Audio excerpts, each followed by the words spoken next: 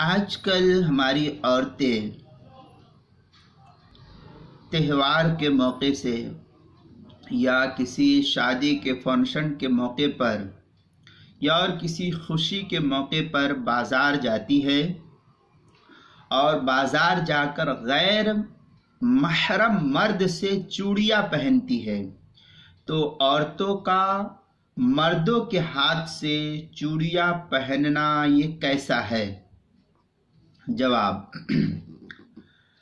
عورت اپنی جائز ضروریات کو حاصل کرنے کے لیے اگر بازار جاتی ہے پردے کے اہتمام کے ساتھ تو ان کا تو بازار جانا یہ جائز ہے اہتمام پردے کے ساتھ۔ تب اسی طریقے سے زیورات خریدنے کے لیے اور دیگر بازار کی چیزیں لانے کے لیے وہ جا سکتی ہے، اس میں کوئی شک تو نہیں ہے۔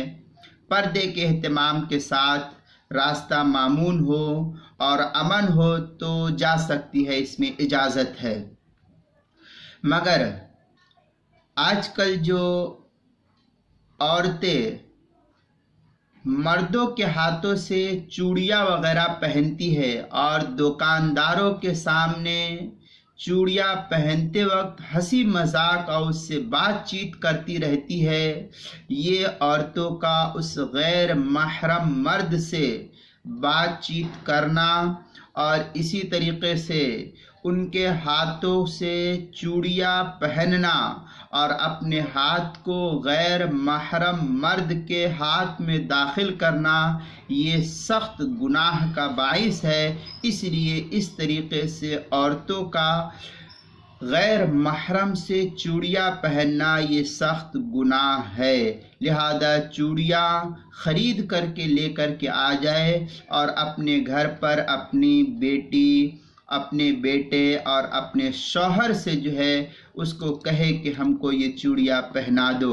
لہذا کسی غیر محرم کے ساتھ اس طریقے سے چوڑیاں پہننا اور اس سے ہنسی مذاق کرنا یہ جائز نہیں ہے۔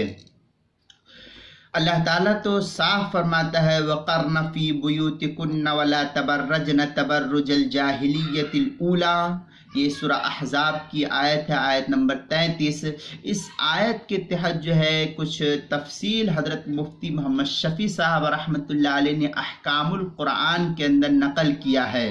اسی آیت کے تحت فدلت الآیہ علی ان الاصل فی حقہن الحجاب بالبیوت والقرار بها، اس کے تحت جو ہے نقل کیا ہے۔ پھر اور بڑی لمبی عبارت جو ہے نقل کی حضرت مفتی صاحب رحمۃ اللہ علیہ نے احکام القرآن کے اندر، لہذا اس کو دیکھنا ہے تو آپ تیسری جلد صفحہ 317 سے 320 تک کا مطالعہ کریں، اس کے اندر بڑی تفصیل جو ہے ملے گی۔ ولا متجاوزۃ فی جموع الرجال فلا يجوز لهن الخروج من بيوتهن الا عند الضرورۃ بقدر الضرورۃ مع اہتمام الشر، اس کے تحت جو ہے بڑی لمبی عبارت ہے، وہاں دیکھ سکتے ہیں۔ اسی طریقے سے در مختار مع شامی کے اندر بھی جو ہے وتمنع المرأة الشابہ، اس کے تحت جو ہے نقل کیا ہے، وکشف الوجہ بین الرجال وغیرہ کے تحت جو ہے نقل کیا ہے۔ شامی کی دوسری جلد صفحہ 79 پر باب شروط الصلاح کے تحت، اور شامیہ میں دوسری جگہ کتاب الحظر والاباحہ کے اندر ہے ولا یکلم الاجنبیۃ الا عجوز، یہ جو ہے 9ویں جلد کتاب الحظر والاباحہ شامی کی 530 صفحے پر اس کو نقل کیا ہے۔ پھر اور بھی تھوڑی سی عبارت جو ہے ہندیہ وغیرہ کے اندر نقل کی گئی ہے۔ فتاوی ہندیہ کی حل لمست اذا امن الشہوۃ علی نفسہ الا من اجنبیۃ فلا یحل مس وجہها وکفها کے تحت جو ہے نقل کیا ہے فتاوی ہندیہ کے اندر۔ اور یہ عبارت جو میں نے پڑھی ہے یہ عبارت فتاوی شامی ہی کی 9ویں جلد کتاب الحظر والاباحہ 528 صفحے پر اس کو نقل کیا ہے۔ فتاوی ہندیہ کی 5ویں جلد 329 صفحے پر کتاب الکراہیت باب فیما یحل للرجل کے تحت جو ہے نقل کیا ہے۔